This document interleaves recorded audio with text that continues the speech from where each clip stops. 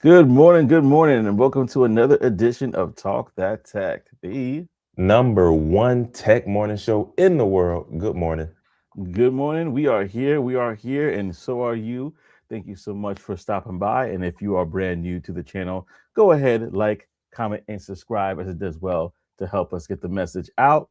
And also, this is a call-in show, so the link has been dropped. But go ahead, call into the show. Let us know your thoughts. We would love to hear from you as well as from about any topic really, but specifically the topics that we're going to cover today. And we got a couple of them right now. We're going to dive into it. We have the conversation regarding the government and the TikTok situation.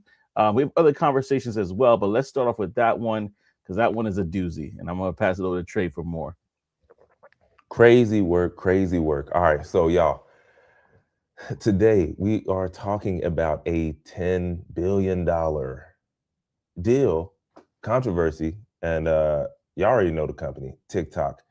So here's what we basically know right now. All right, so the U.S. government, they're in place to receive around $10 billion as a part of the deal that forced ByteDance, aka TikTok's parent company, the American side, to y'all remember they forced them into a consortium of the U.S. investors, right? And according to Wall Street, they're about to have to pay $10 billion to the U.S. government. So if y'all don't remember, y'all remember we talked about this, but if you don't remember who the investors are, this is Oracle, all right? This is Silver Lake and the Abu Dhabi-based MGX, all right? And now when the deal closed fully in January, the investors had already paid $2.5 billion to the U.S. Treasury. I ain't gonna lie. Now, a part of me, I was like, man, this is a lot of money. 10 billion, 2.5 billion. And then I had to put on like the business side, right? And I was like, wait a minute, if they paying this much, how much are they making? So anyway, that was a whole nother thing. But as we're talking about this story today, right? So they paid 2.5 billion make payments until the total reaches around $10 billion. Now, on the surface, that might sound like a regulatory settlement or some kind of fine, but that's not exactly what this is, okay? So historians and policy experts say that this type of payment would almost unprecedented or would be almost unprecedented for a government that helped facilitate a private corporate transaction. So in effect, the government helped reshape ownership of a majority technology platform and then collected a fee tied to the deal. Now, y'all know that sounds like business being done if I've never heard it before in my life. Facts. And y'all know who was behind it. All right, this is the man Trump. Y'all know that name, I'm sure. I don't have to go into detail, but he was behind all of that, right? So here's what that means. It means that something unusual is happening here. Now, does that always mean that it's bad? Just because it's unusual? No, but it don't necessarily sound the greatest. And who knows? Maybe that's because we're not used to hearing it. So either way, that's why this story it matters outside of TikTok and beyond TikTok. So because we're seeing a shift in how, especially like this government anyway, and how governments treat technology platforms. Now we already know they got technology in eyesight. They want to be the top technology people. They want the U.S. to be that, right? And as far as across the world, we want to be the it girl when it comes to technology. And so they made pushes for that. Now, for decades, tech companies were treated like normal businesses when it came to the government, et cetera. But platforms that control huge amounts of user data and powerful recommendation algorithms and huge amounts of public attention are getting more and more, right? They're being treated more and more like strategic infrastructure. All right. So think about this though. Now, governments, they already treat certain systems as like strategically important. And y'all, I don't know if y'all remember what was that, last week or week before? We were talking about Anthropic and all, like what they're trying to do, how they're trying to strategically get these companies to do their bidding. Um, that's what their government is doing right now, right? So they already have treat certain systems as strategically important. Just to name a few: energy grids, telecommunication networks, right? They need to find, hey man, what's the call? We need the call logs for this kingpin. We need to tap in. Y'all already know. Y'all watch the stuff. Satellite systems, defense contractors. So now they're trying to shift and add in social media platforms and data platforms. Not like they haven't already been in there. Okay, we know the sting operations on the PEDOs. Y'all know what I'm talking about when they acting like they 13 and then gotcha, right? They do that. So they already are on social media platforms and data platforms, but now these are starting to fall into the same category as those other few that I talked about. So, in other words, technology platforms are becoming geopolitical assets. And now, y'all already know I normally like to have some kind of angle that goes against the grain, that most people won't think about or talk about. So, for all the national security debate around TikTok, the statistical evidence of direct harm is thin. All right. TikTok has more than 170 million users in the US. So that's like half the entire country, okay, is on TikTok or has it downloaded.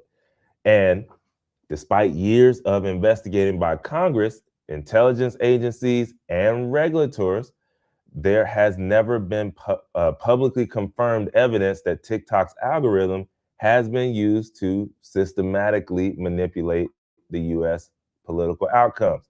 Now, most of the concerns raised by the FBI and intelligence community are focused on potential of data access, right? Y'all remember that, but not proven misuse.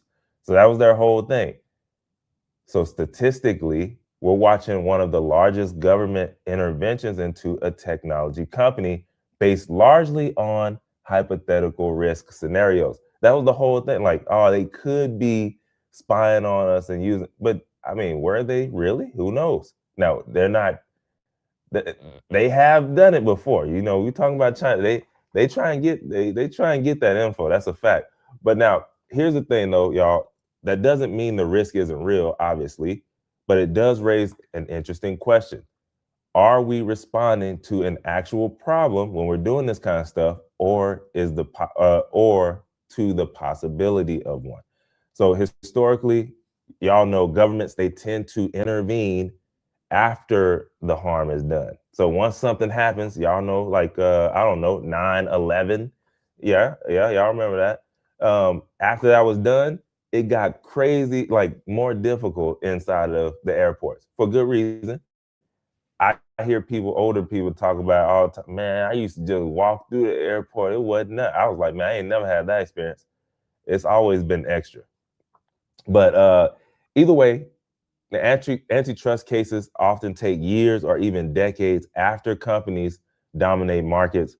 But in TikTok's case, the intervention happened before any clear violation was proven. So that approach looks a whole lot more like the governments treat defense technology, if y'all understand that piece. But yeah, right now, that tells us something crazy important about how governments are now viewing the technology space.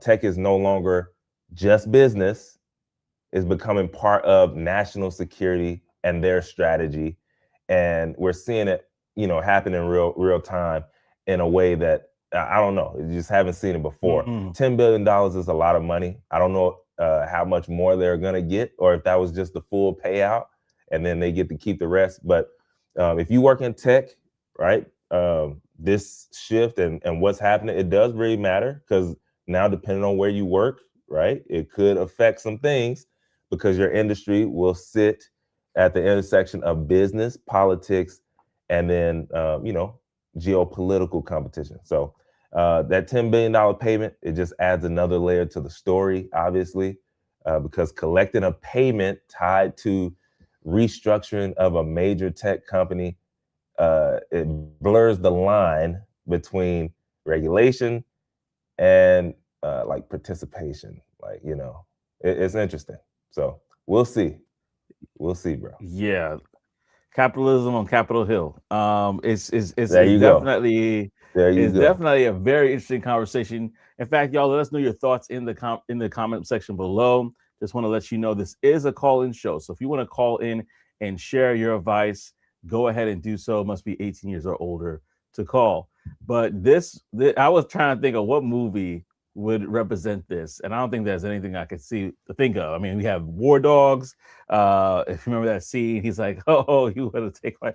Comes out with a gun blazing. We got middlemen, but it's just like there's nothing I've ever seen that can even Yeah. compare to this completely because it's straight up like, "Yo, we taking your company, so you gotta give it to us. We gotta sell it and make a profit off of it." Like that's kind of gangster. I ain't gonna lie. And that's different levels of like, we would have some people call that extortion or whatever, but like that's different levels of like hey, we gonna get something out of this. Now again, it all everything rises and falls on leadership, and so it's just an example or reminds me of like, okay, we have a very business minded or entrepreneurial minded or capitalistic minded, whichever one you want to put in front of that minded uh or administration. And so the fact that they're able to pull this off, I thought was very interesting.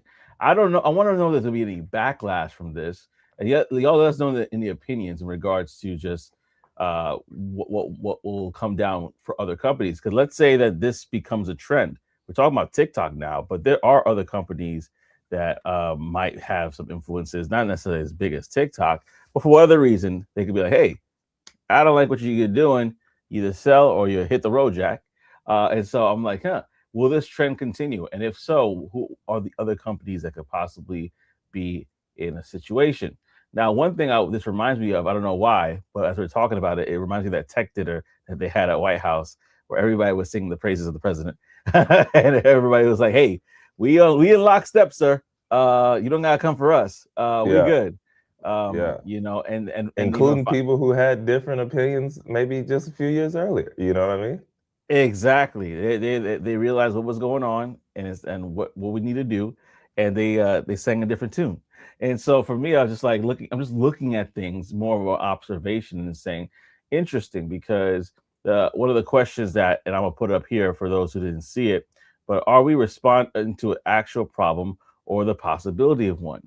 Uh, I would say both, and the reason why I'm saying both is because there probably was an underlying problem that may not have been mainstream. Because if you think about it, the algorithm what does what? It helps to drive traffic and keep people on platforms as long as possible.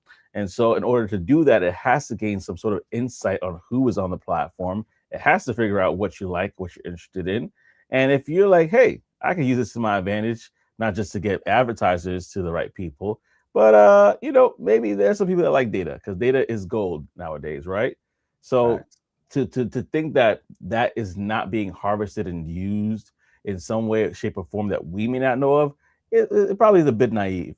But and that's why, as many people know, a lot of government officials, not I'm gonna say a lot because some people might still have found ways to do it, are not supposed to be on social media, but especially not TikTok. That was something that I even had people in military, people that I know of, family friends. Oh no, I can't be on TikTok, but they have Facebook, they have whatever, but they can't be on TikTok for because of the concerns. So my answer to that question is a bit of both. Is it an actual problem? Probably somewhere along the line. Possibly one, absolutely. Um, but like you said, they were able to find it. So if Yeah. they didn't find it, then either they're hiding it extremely well, or maybe there was just our imagination running away with us. But either way, Either either way, yeah. They got that thing. they got that thing, and that poses a question about again, other companies that are like, hey, listen, if they could do this to TikTok, what other things can they do if we embed ourselves too much into the American society and culture? And that's what TikTok did. TikTok came in and they ran, right? I don't, I'm not saying people don't go on IG and stuff like that anymore. Shout out to IG, but it's definitely a different experience for a different generation on TikTok, and they embraced it in ways that um, they probably have not embraced IG or other Yeah. platforms similar to it. So It's a search. Man, they be using for search and everything now, yeah, it's their like Google. for actual questions. Unfortunately, do not search who passed away though on there. It's the worst. But Oh Lord. it's the worst. They be dying on people every day. You're like Snoop Dogg died, randomly, just to like. So Going yeah, good and well, but he on 10 commercials right now. right now, and then not AI. And he's going to shows with Martha Stewart. He's doing his things. That's his homegirl. So like, yeah, but all in all, just on this topic right here, I just think that it's very interesting to see where this is going to trickle to and how it's going to affect other companies, and that's the thing I'm keeping my eye out for, because it sounds like if you impose this government, you could possibly, or as seen as a threat, you literally could have your job taken from you. Now, I mean, obviously it was a sell, so they got money back, but what would that if they kept on doing business as usual? How much more could they have made? You Oh, know well, it was a exactly. lot. Yeah, It was a lot. 10 billion was And the price tag. The fee, not even the price tag. The fee, hey, quote man, unquote. we in trillions of debt. You gotta get some money back, I guess. And that was, you And know, listen, do y'all agree with what happened? If y'all like it and say, yeah, we should have done that. Nobody coming on American soil and making getting intel on us. Let us know in the comment section. What are your thoughts I on this? look, and personally, I don't know if it should have been done, but here's what I say. If it had to be done, I guess that's one of the better ways to do it as far as being able to get money back. Like, not many people, deal structure in itself, and the art of the deal structure is an art, Mhm. strategic. Uh, eh, it's it could be great. I don't know how many people would have done it like this.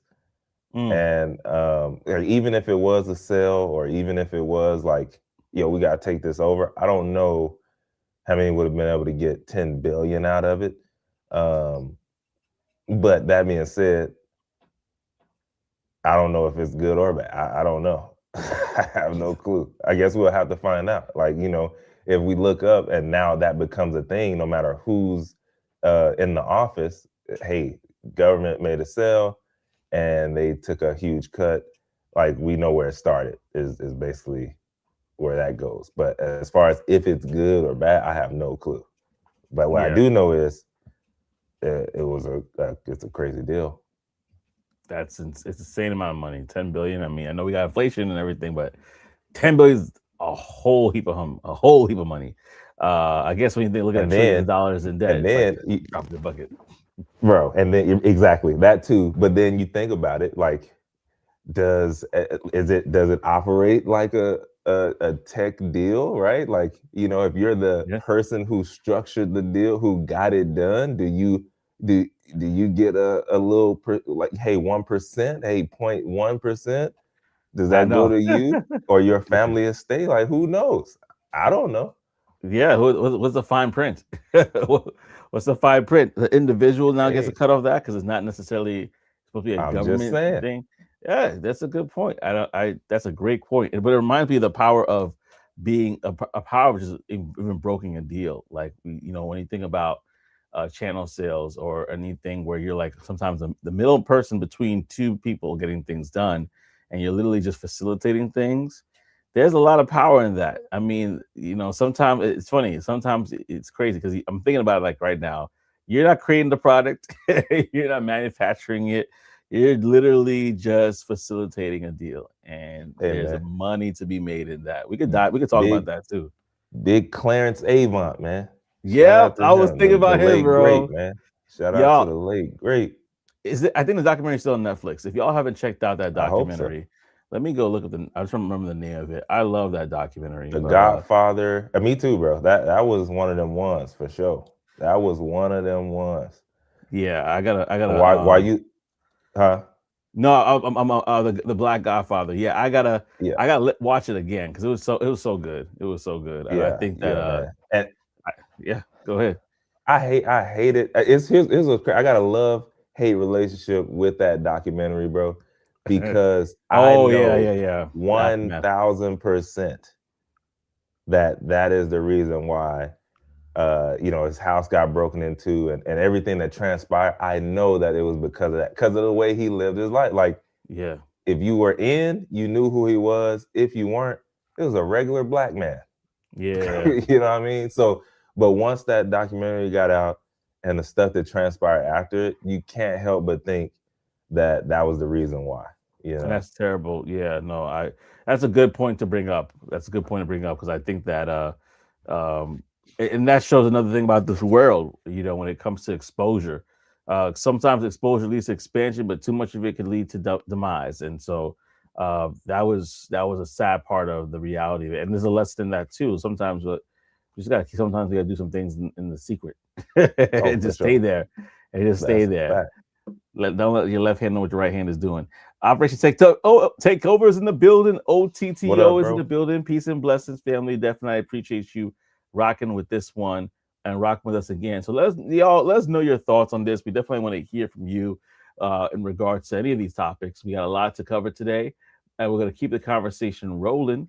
But definitely want to hear from you, man. And listen, that's a you know, I want to just stay there for just a little bit more. But yeah, when it comes to like, because I think there's a lot to learn about that. When it comes to opportunities that are present, sometimes a couple of things there. One, you don't got to be the person to invent the wheel. You just got to be the one to facilitate how it's being used. And two, in regards to how you move, what do they say? G's move like be like a G in lasagna, just move in silence, right? I'm definitely reframing that, but literally, Yeah, I was about to say I'm you're in the vein, but in the vein. I reframed it, but I was like, real ain't gonna G's come. move in silence like It's like lasagna. lasagna. There we go. Real G's moving sounds like lasagna, and in this case, real deal makers as well. So, just it's just a lesson to learn that sometimes when you're trying to go grow and you're trying to be on the up and up in regards to a lot of different things, you just can't tell people everything. You might have to just kind of work at it, chip at it, develop it, build it, and then when the time comes, you're like, okay, here it is. Because between now and then, you will have a lot of situations that might occur or happen, and sometimes you got to move from your environment too.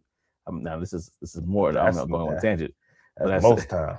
yeah, most times, especially you got to move from your environment because your environment is shaping who you are. And so that means going Hey to man, someplace else. Yeah, go ahead, that's in brother. the it's in the Bible, man. Even Jesus had to go. Jesus couldn't do miracles in his own hometown. Isn't I that know this crazy? He dude. did very few. That's Joseph's Huh? boy. What are you talking about? That's Joseph's boy. What are you talking about? Very That's few, Mary's man. boy. Very few. I know him. I know when he should change his diapers. What are you talking about? So it exactly. Exactly. It's too close to home. That's how they think of you. When you're actually doing stuff, sometimes you're just the boy who was just, licking ice cream with everybody else. And that's how they see you when, hey, I've done some other things, and now I really am him, but they can't see that piece. So Mhm. it's sometimes you gotta get out of there or else they'll take you out. They'll take you Yeah, out. yeah. And Operation Tech Takeover, he says it's kind of like wholesaling in real estate. You don't have to own the property; you just have to put the buyer and seller together and collect the check. Collect the check. And we may, Uh, may that's a fact. That's a fact. yeah, yeah, and that's It's the art of exactly the what deal, man. I know the art somebody of the who want to deal. buy something. I know somebody who want to sell something. And then I find them, What put them y'all gonna give together. me for the middle piece? Yeah, Yeah. what you gonna give me in the middle? In this case, We 10 can make billion. some shake. Yeah, exactly. Man, man, there's a whole industry out there with just being the middleman is all that it needs. But think I'm about pretty it. sure. Yeah. It's in a whole lot of industries, more than you think, right? Like Oh I yeah. mean, more than you think. Absolutely, absolutely, and and a lot of and going back to the G's moving. I'm not gonna butcher it again, but going back to that saying, like there's a lot of people that are moving in silence doing it who are making millions of dollars and able to Yeah. pass it down to their children, not just the money, but the business structure. Like, we could dive deep on it. We gotta probably bring some people to chat about that. We definitely will. But listen, bro, I'll take a pause here and just say, man, how was your morning? How's everything been with you and your weekend? And we're For gonna dive sure. into the rest of the show. But man, how you been? Yeah. Yeah, man. I've been pretty good, bro. Weekend was pretty solid. Not too much going on. I went and checked late last week. I went and checked out a um,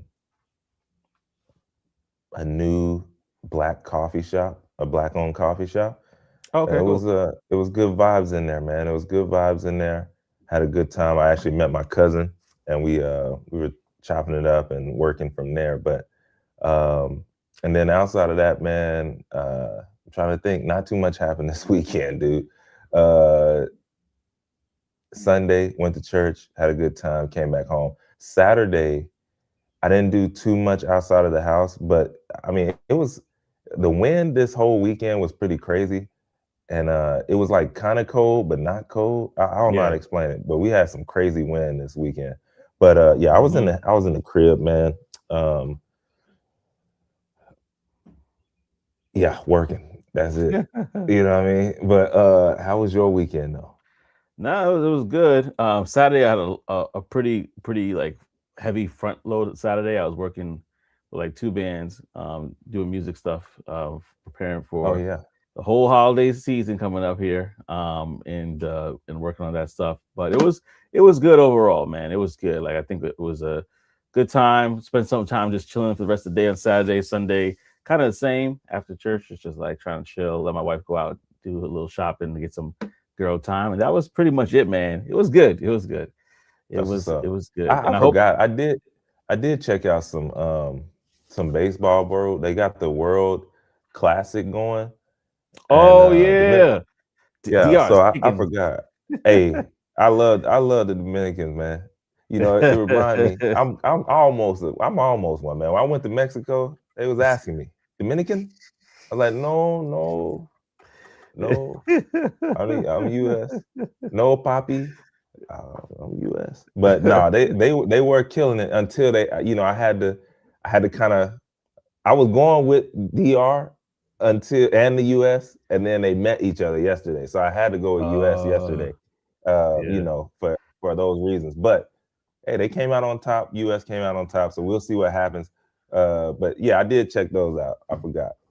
Yeah, me too. I forgot about that too. The only thing I checked out was highlights from Lucas 51 and all that sort of stuff. We didn't talk about Bam and his 83, but that's Mm, that's mm, another conversation for another day, or later on today, I should say. I feel like CCO says, "I feel you, Trey. Same here. We had two tornado watchings going on this weekend. yeah, yeah, bro. Yo, That win was crazy.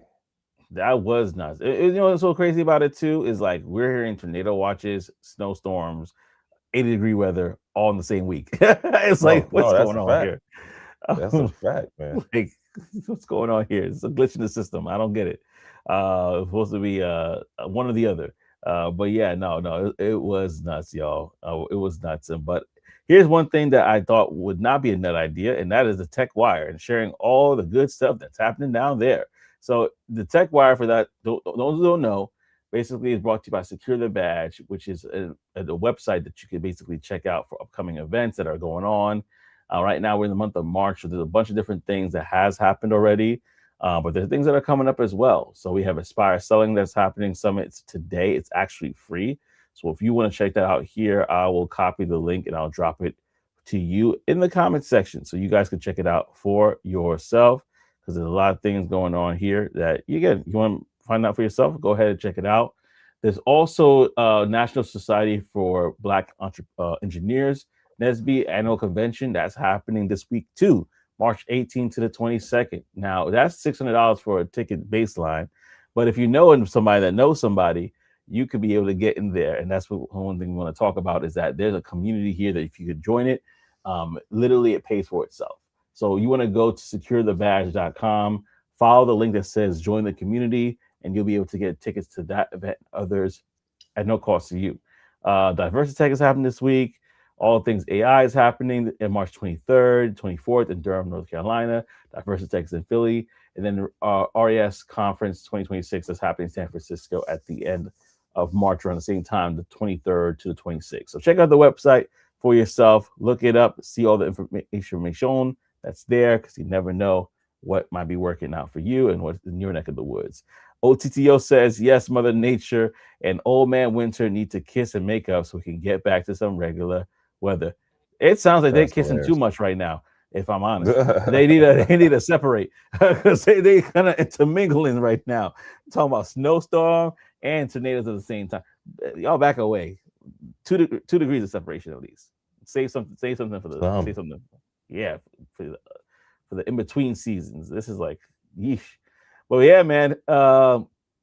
It's been a wild, wild, wild west situation when it comes to this labor situation, when it comes to the workforce. And we're going to talk about this conversation that came up on my feed.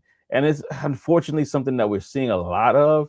But you know what? We're just keeping we're just responding to news that we are seeing, because we want to keep everybody abreast on it. And so it happened again, where basically another company is allegedly cutting off a bit of their workforce. And we're talking about Meta right now. This one does hit kind of close to home, because, we already talked about it, a lot of these situations, but we're going to keep on rolling. Meta is reportedly weighing layoffs that could impact at least 20% of its workforce capacity. Like we talked though about before, if they're laying off, they might be hiring for something else. So what are they hiring for? That's the question that we got to look into afterwards. But yes, as the company looks to offset rising AI infrastructure costs and prepare for greater efficiency brought by AI assisted workers. And this is according to Fox Business. If Meta sells on the 20% figure, or settles on that 20% figure, it could be the company's most significant restructuring since its quote unquote year of efficiency in late 2022 and early 23, which was not that long ago. It was almost 3 to 4 years ago. The company nearly employed nearly 79,000 people as of December 31st, according to CNBC. So the departments expected to be most impacted are Reality Labs and legacy non-AI priority teams, according to Business Today. And Meta has also committed to serious money on the AI side, like we talked about. The company has said it plans to invest, remember when we talked about this before, but $600 billion to build data centers by 2028. Let me say that again, 600 billion. That's what it be. There's a lot of money going on right now being passed around in this AI space and technology. But here's something important to understand. Not everyone is buying the AI narrative. Some people believe, pundits included, that, and even executives like Sam Altman have suggested that many of these cuts are AI washing, while executives use AI to cover for other issues such as overhiring during the pandemic. Remember that part. What does it mean if you're in this space trying to break into it and stay tech? 2 things. First, get extremely intentional about aligning your skills toward AI and then infrastructure, which we talk about all the time. Those are the teams that get funded, not cut. Second, don't sleep on quote unquote AI washing conversations, end quote. Understand the difference between being replaced by AI and being laid off because a company overhired and is rebalancing its books. Those are very different situations, and you deserve to know which one is actually happening to you. So very different situations, y'all. And I think that that's something that we definitely want to kind of harp on for a second, is because there are a lot of companies that are saying that, hey, we're laying off, we're doing different things, and so on and so forth, and AI is coming. And so the narrative has been like, oh, AI is here to replace my jobs. Some degrees, yes. I'm not even going to sugarcoat it, but a lot of it is about making people more efficient, depending on the company and what it is that they're looking to do. But there are companies that their mission is to like, hey, how can we get rid of people faster? Like, can we do that tomorrow? But that's not the smartest thing to do. And we have plenty of examples of it. I won't go into which companies and stuff, but you see the news all the time. This AI agent, this is hallucinating, or this thing gave out the wrong order, or this thing is like somebody I won't say the website, but a restaurant. Somebody went to ask, I don't want to order anything, but can you help me solve this equation? And said, oh, sure. It looks like this equation is da da da da. So there's situations like that that happen all the time where the guardrails aren't in place. What I'm trying to say here, y'all, is that we have to be ready because the signs are pointing to it. We're talking to it. We're banging our chest saying the same thing. How do you get ready? Try to get into positions in companies that are focused on AI, and if you get there, and another thing we're talking about is how do you maneuver to get to where you financially want to be. That's the next thing we're talking about. But I'm gonna pause here. Wait for your comments in the comment section. What do you think about this story?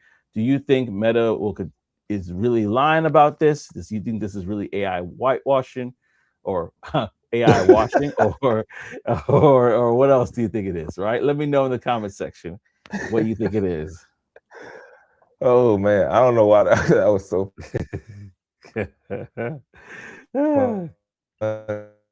to me, bro. Gave me a good old chuckle right there, man. But I mean, I'm it is interesting to hear when you said like there's two things happening at the same time. Yeah.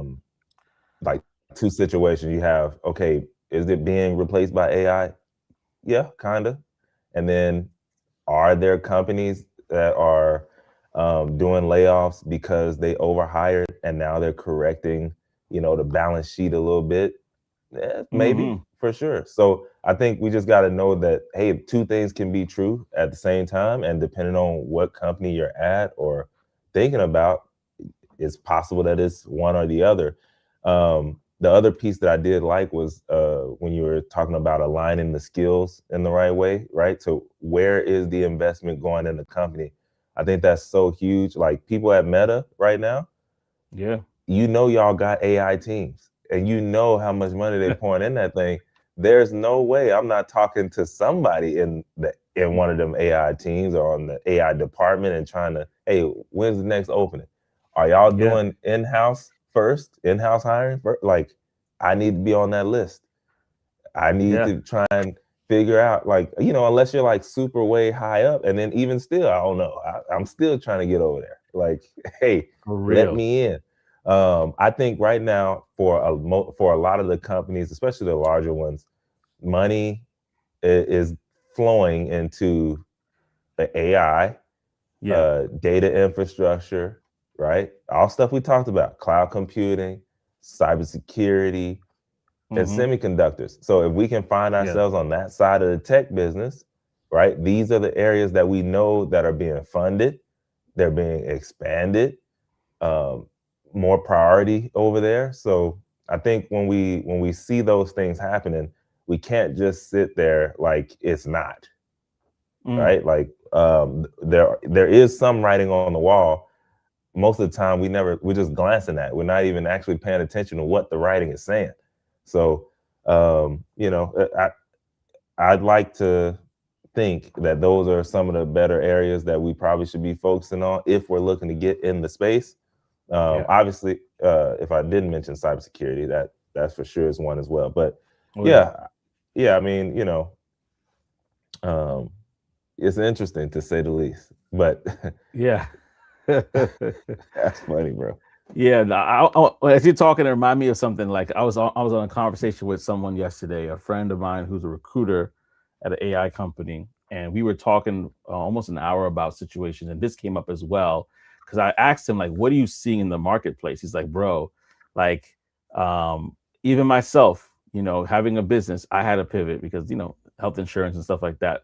Because it's a lot harder than it was during the pandemic. We talked specifically about tech sales at the time. He was like, "Yeah, people could have got entry level tech sales roles like that nowadays." Or and I think the best way, honestly, to get into a company is being an SDR, BDR. At this point, I'm being honest with you, because even companies that I've seen, they're looking for people that have been established, that are ready to go, especially when it comes to like conversational, like linguistics. Like we didn't talk about that, but conversational designers and things of that nature, like people that have been, whether they've been working in another space for a little bit, they're looking to grab that kind of talent.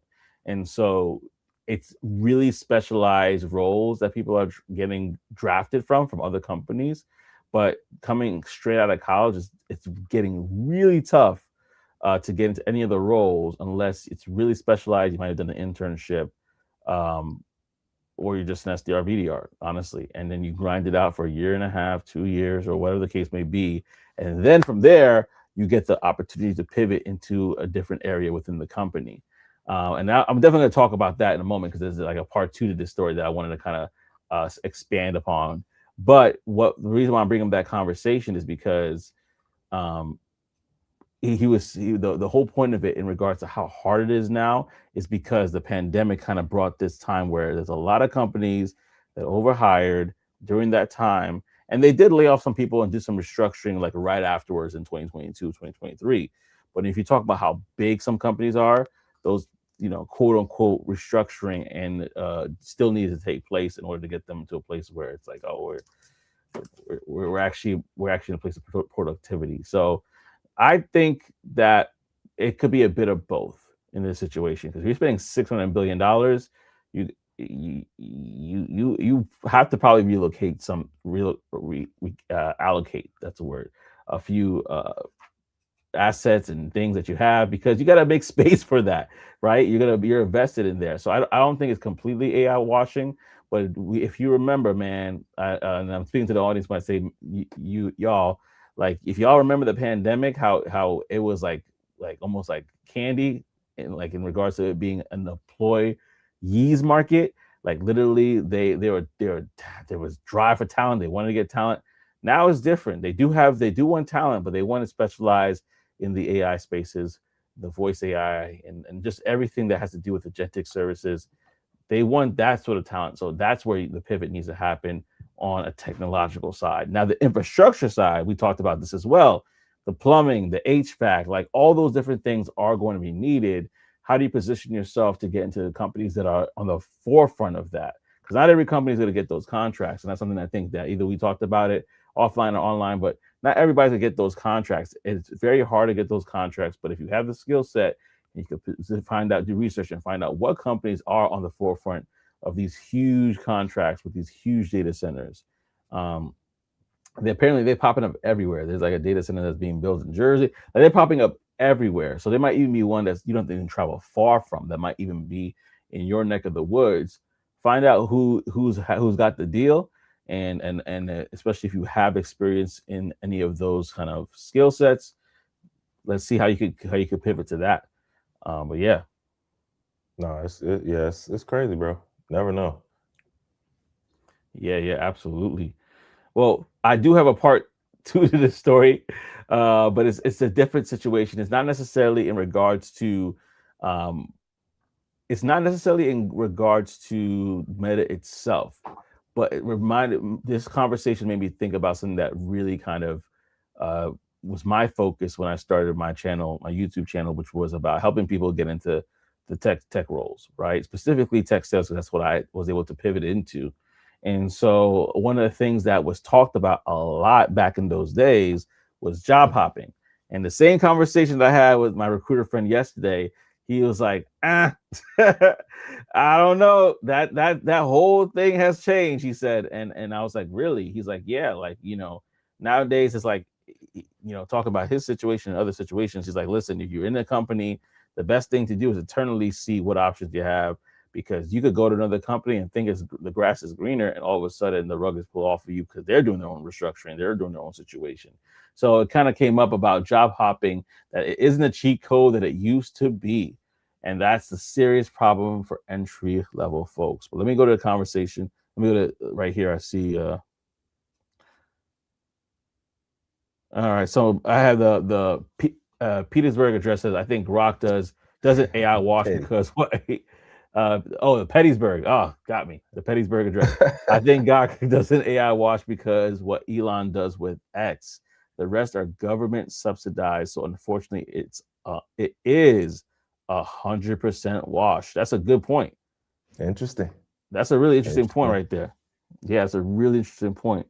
Um, Government subsidized. Okay. So in that case, yeah. So that means that they're struggling. Like government is helping them out. right? So that's a very, very interesting point. And definitely, and just so you know, y'all, for those that comment, we're gonna definitely shout you out at the end. So we appreciate you, the Gettysburg Address, for sharing your thoughts and commenting. I really appreciate that. Uh, and so the conversation now, we're gonna continue the conversation. If you have anything like any thoughts like that, definitely share it. But we're gonna talk in addition to that about this situation here about job hopping. It isn't a cheat code that it used to be. You got to be very strategic about it. And so with this story, want to just kind of throw it out there. But in this story, there's definitely something that you could probably take back with you. So the one this one is for everyone who was told just switch jobs every 2 years to get a raise, right? So if you were told that, you can raise your hand in the comment section. That I playbook remember has that. I changed. remember that. That playbook has changed.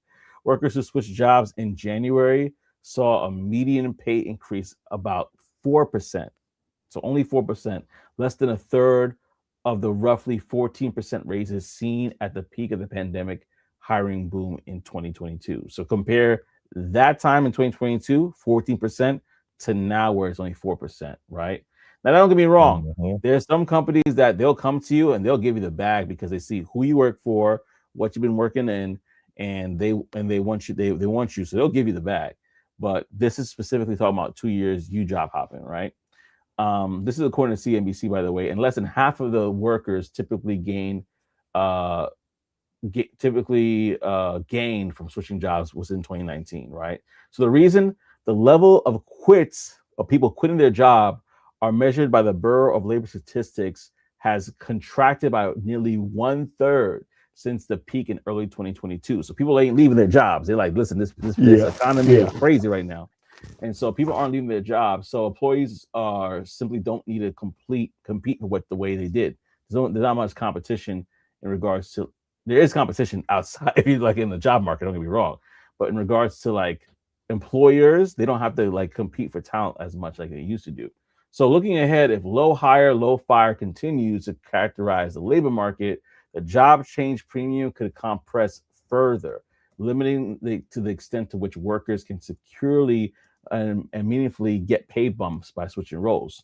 So now this is something that I thought was very interesting because it was something that came up in the research was that there is a racial wealth gap dimension here that plays a part that while higher income wage growth rose to 4.2 year over year in February, lower and middle class wage growth slowed by 0.1 0.6%, excuse me, and 1.2% respectively. So the largest gap since the beginning of the Bank of America's data series that happened.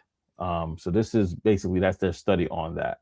So workers are unfortunately so the move right now is not necessarily to job hop; it's to negotiate hard within your current company, build leverage to skills that are in demand, like we're talking about. Yes, AI skills as well, and be strategic about when you make your next move because timing and positioning matter more than everything else. I totally agree with that.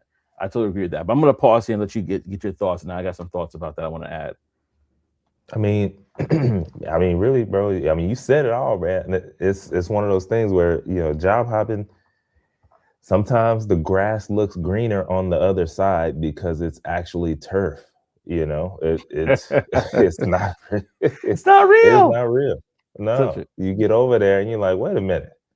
What are these little black beads at my feet? Like I'm supposed to be feeling grass and dirt. This is not, and then it's not real. And so Mm, that's what a lot of people are seeing in general, right?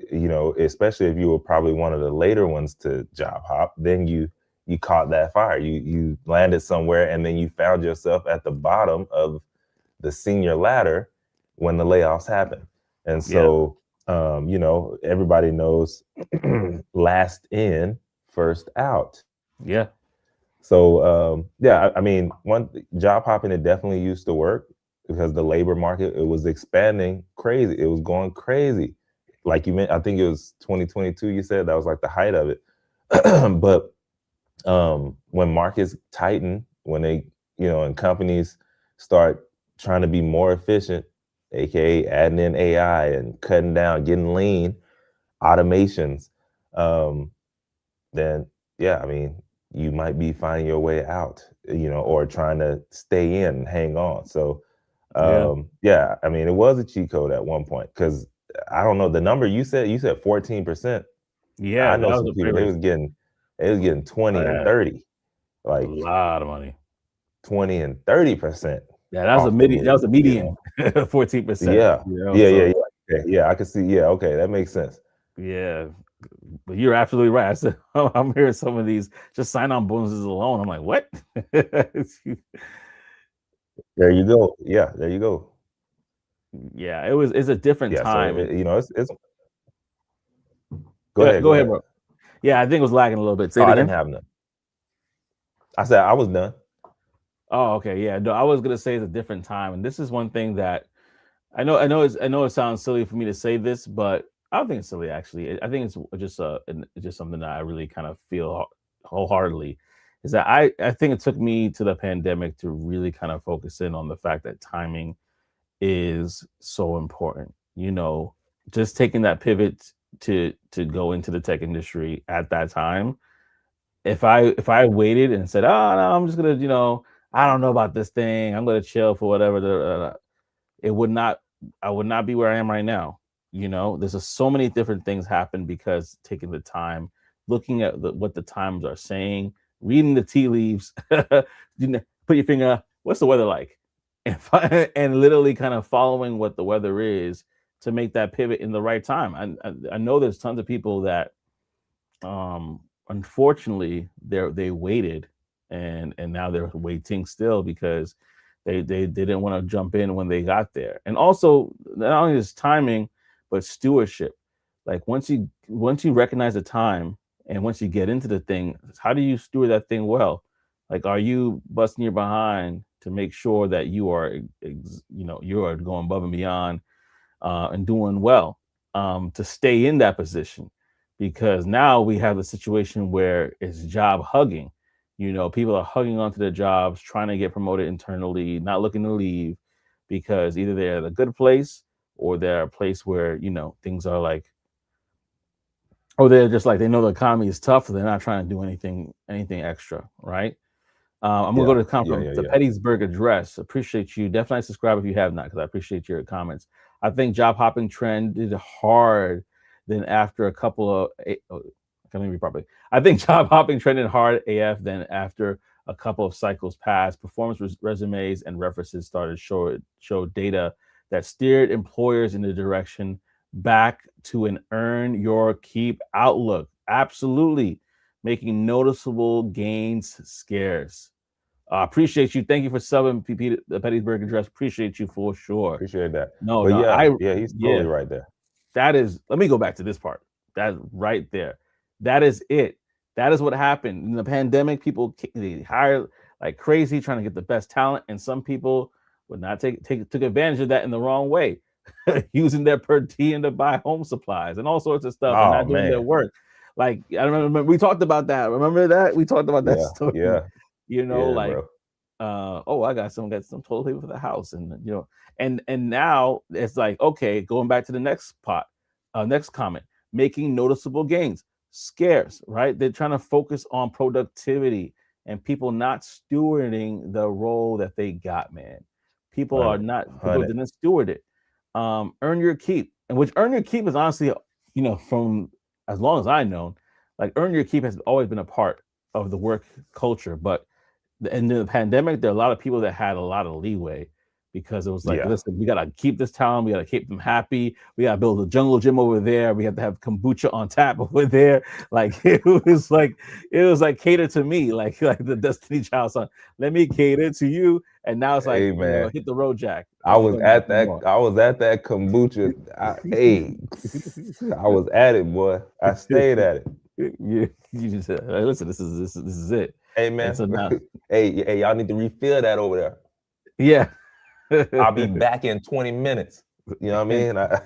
got a lot of fertilization going on there for the fermenting, I should say. But no, but like, yeah, you're absolutely right. Like, it just kind of like shows how um that Like, is man, my exactly bagel's what happened. cold, man. That is exactly what happened. And I'm gonna be even more direct. There's a lot of folks that got into the tech sales space, SDR role, thinking about the bag, thinking about how much money they can make, but not thinking about the work they had to do to get there. Like the SDR BDR role, that's like one of the hardest roles within a company.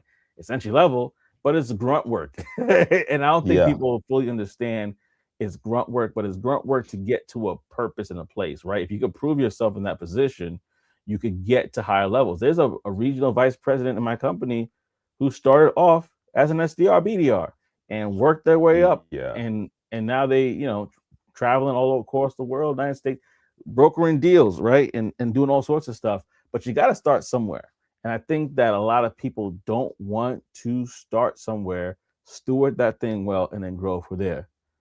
Yeah, and he They said for want to sure, start at and the top, th- man. yeah, they didn't have much incentive to get back to work with all the free money coming in as well. There was a lot of that stimmy money. Everybody was like, "Ooh, I like it Oh, here." that was crazy. I was That like, was crazy. man, I was talking to some people in my mind. I always worked, so it was just hard for me to wrap my mind around. I was talking to some Yeah. people who was getting more money not working than when they was actually working. I'm like, how does that even work? That didn't even make sense to me, bro. I'm Yeah. like, what in the world? Like I'm talking about they eating lobster tail, just like like it really blew my mind. How are you making more not working than when you were? It just, yeah, I was out of there. But either way, Yeah. I wasn't trying to find out for real that. Mhm. That was, and but we're paying the price now. We're paying the price Yeah, now with the yeah, yeah, price yeah. and stuff and everything that gone up. Like that's the thing. And not everything ain't free. It feels free, Nah, right? But with the price that we're ain't paying, nothing free. uh, None. a price Somebody's to be paying. paid. Yeah, somebody's paying the price, as LL Cool J says. Mama said, "Knock you out." But yeah, no, I think that I think that, man, that's quite a situation. But yeah, y'all, thank you, Pettysburg, for commenting and sharing that, because that's true. That's exactly what it is, right? That's exactly what it is. And we're rocking with you. I know we're almost wrapping up the show. We're almost at time here, but I definitely want to just give, before I even go further, just give a shout out. OTTO, thank you for commenting. Peace and blessings to you, family, as always. And then we got the Pettysburg Address, who came in with some solid conversations. And to all those that normally comment, thank you for rocking with us and sharing with us. But we gotta give a shout out to these two individuals for all that they shared today, and I appreciate y'all. I don't want to leave you guys hanging without a brown box special in the building. So we're going to do a quick one right now. And this one is actually a very interesting one because it starts off with a question. But if you don't know, brown box specials, when we talk about somebody either getting fired, unfortunately getting laid off, or quitting their job, and we either share their pain, right? Because we've been there before. We want to, we understand the pain of it all. And we can relate to these stories. So this one is credit to Reddit. But basically, the question is, what are some warning signs your company is about to go under? What Mm. is a warning sign that your company is about to go under? So the company I've been working at has been having some financial difficulties. We had a company-wide meeting around Thanksgiving last year in which our CEO told us that big changes were going to happen. There have been a lot of people that left the company. Ooh, sign number one. Um, Yeah. Today we have another company meeting in which they hold us in our marketing team. They told us, excuse me, that our marketing team had been out on furlough. Has anyone been thought? Has anyone been through this before? I've obviously been applying to other companies since November, but what are other warning signs that a company will close its doors? How much time do I have? What other red flags should I look for?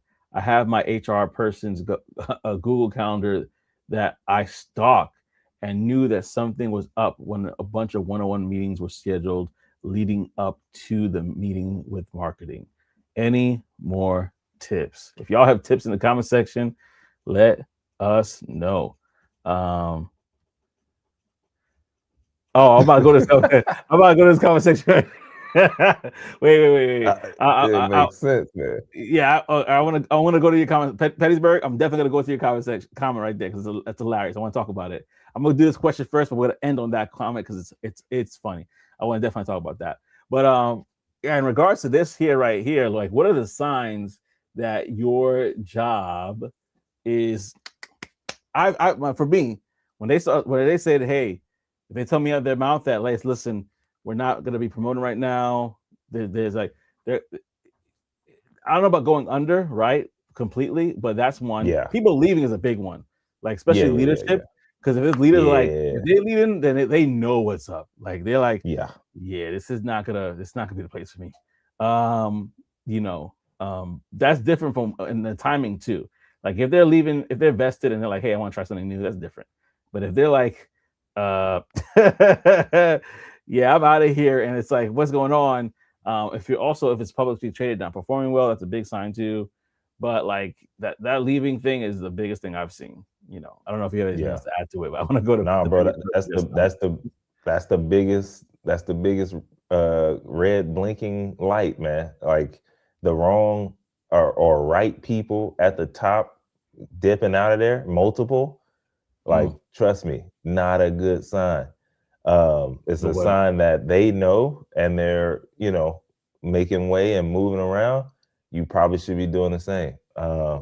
You probably should be doing the same. I don't know, like you mentioned, as far as like going under, that's like, that could be a different thing altogether. But yeah, as far as like a strong restructuring or a bunch of people about to leave, or they're shutting down a whole side of a business.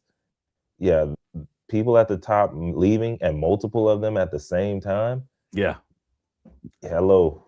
Yeah, you got to get out of there. You got to get out of there, or you got to wait it out. You know what I mean? Because if you wait it out, then you might get some stuff. If you got the right company. But Yeah.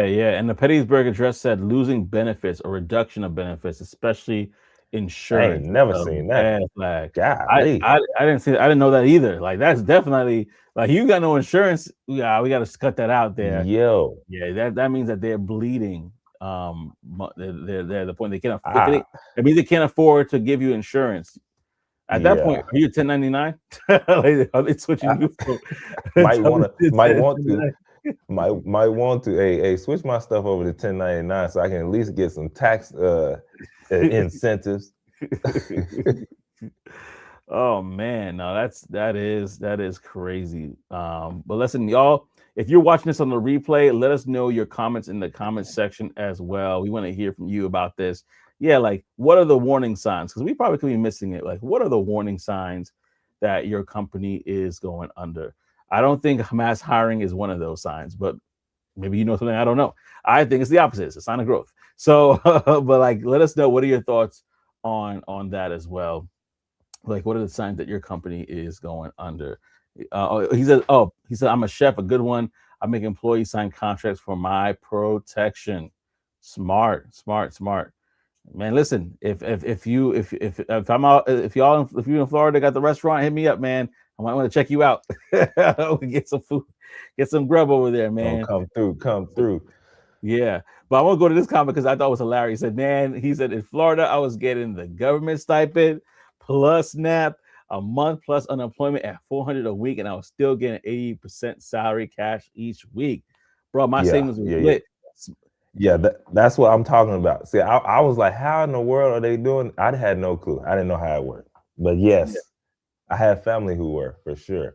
Oh, he clarified that. He said, I make employers sign contracts for my protection. Oh, okay. Got you. Dang, that's crazy. Yeah. That's actually smart. That's smart. Yeah. Like you protecting yourself. Like, listen, this is the deal. This is da. You sign this. Cool.